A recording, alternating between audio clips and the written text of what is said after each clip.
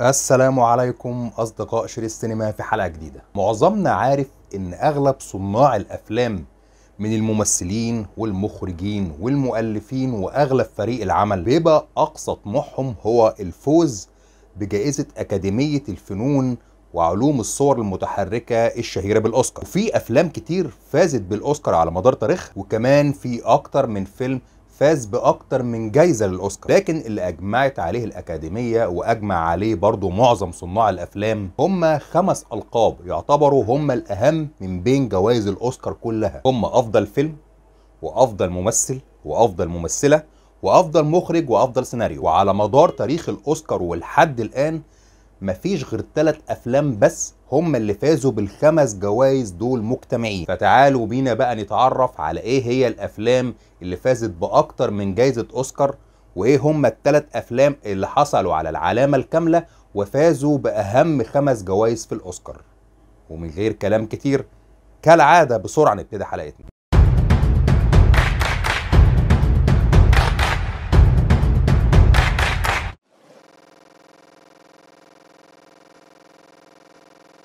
وتعالوا بينا دلوقتي نبدأ بالأفلام اللي كانت أكثر حظا عن غيرها وفازت بأكبر كم من جوائز الأوسكار، وهم 3 أفلام كل فيلم فيهم فاز بحوالي 11 جايزة أوسكار. ونبدأ بأول فيلم معانا، هو فيلم بن هور، إنتاج سنة 59. وبيحكي الفيلم عن بداية القرن الأول الميلادي، والأحداث بتتكلم ببساطة عن التاجر اليهودي بن هور، واللي كانت بتجمعه صداقة قديمة بصديقه ميسالا، واللي تم تعيينه مؤخرا كقائد للجيش الروماني. ومع مرور الوقت بتفرق ما بينهم الخلافات السياسية للدولة لحد ما بيسجن ميسالا أسرة بن هور، وبيتوعد بن هور بالانتقام. الفيلم وقت عرضه حقق نجاح جماهيري كبير، وحتى كمان نجاح نقدي لدرجة فوزه ب 11 جايزة أوسكار، ما بينها أفضل فيلم وأفضل مونتاج وأفضل ديكور.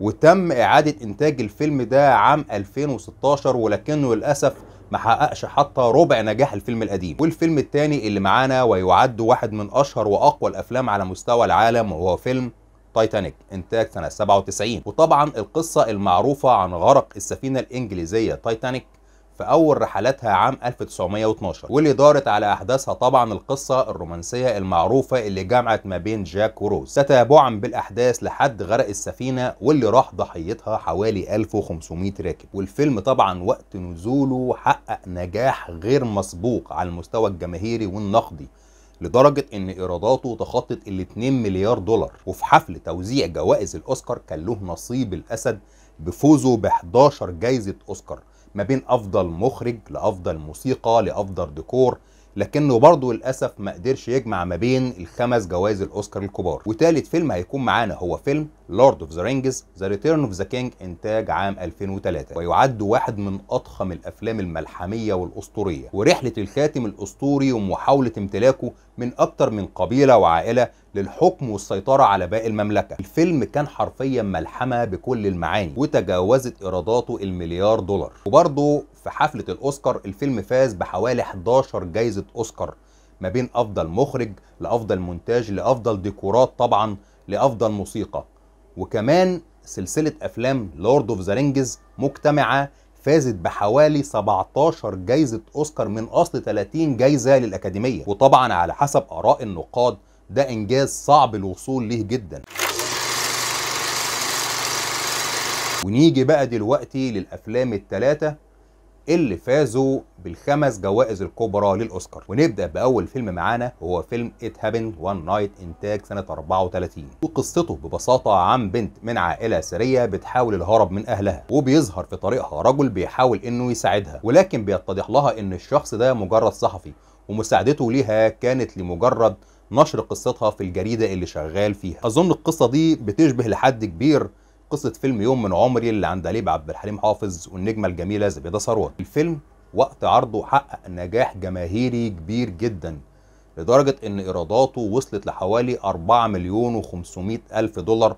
طبعا الكلام ده سنة 34 كان مبلغ ضخم جدا، في حين ان ميزانيته بلغت حوالي 325 الف بس. وضيف على كده انه قدر انه يفوز ب5 جوائز الكبرى في حفل توزيع الاوسكار، جائزة افضل فيلم وجائزة افضل ممثل للنجم كلارك جيبل، وجائزة أفضل ممثلة للنجمة كلاوديت كولبرت، وجائزة أفضل مخرج لفرانك كابرا، وجائزة أفضل سيناريو لروبرت ريسكين. وتاني فيلم معانا هو فيلم وان فلو اوفر ذا كوكس نيست عام 75، واللي قصته بتبدا لما بيتم الحكم على راندال باتريك بالسجن لاتهامه باغتصاب طفله صغيره، لكنه بيحاول يدعي الجنون وبيتم ايداعه في مصحه للامراض العقليه، واللي بيشوفه هناك عالم تاني خالص غير اللي كان في خياله، وبيحاول انه يهرب اكتر من مره لكنه بيفشل وبتتوالى الاحداث. الفيلم ممتع فعلا واحداثه شيقه جدا، ونال اعجاب معظم النقاد وكمان اشاده جماهيريه كبيره، لدرجه تحقيقه في شباك التذاكر مبلغ يتجاوز ال 108 مليون دولار، في حين ان ميزانيته كانت حوالي 3 مليون بس. ده غير برضه انه في حفل الاوسكار قدر انه يفوز بالخمس جوائز الكبرى مجتمعين: جائزه افضل فيلم،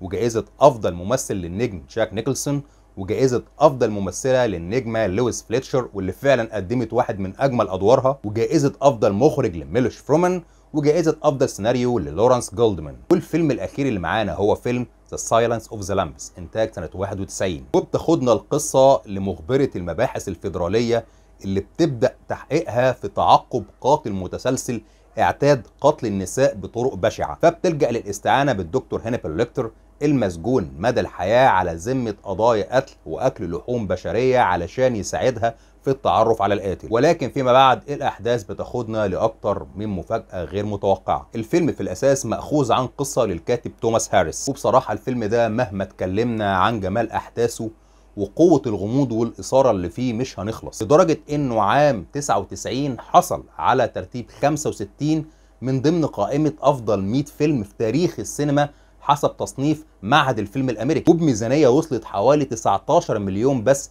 قدر انه يحقق ايرادات تجاوزت ال 270 مليون دولار. ده غير طبعا الاشادات النقديه وحصوله على حوالي 39 جائزه سينمائيه، من ضمنهم طبعا الخمس جوائز الكبرى للاوسكار، وهم كالعاده افضل فيلم، وافضل ممثل للنجم انتوني هوبكنز، وافضل ممثله للنجمه جودي فوستر، وافضل مخرج لجوناثان ديمي، وافضل سيناريو لتود تيلي. وبكده تكون خلصت حلقتنا، وارجو لو الحلقه عجبتكم يا ريت لو تشتركوا في القناه، ويا ريت كمان لو تشتركوا في صفحتنا على الفيسبوك، هتلاقوا اللينك بتاعها موجود اسفل خانه الوصف. ويا ريت ما تنسوش انكم تفعلوا جرس التنبيهات علشان يوصلكم كل جديد باستمرار، ويا ريت كمان ما تنسوش انكم تدعمونا بلايك وبشير، واستنونا في حلقه جديده من شريط سينما.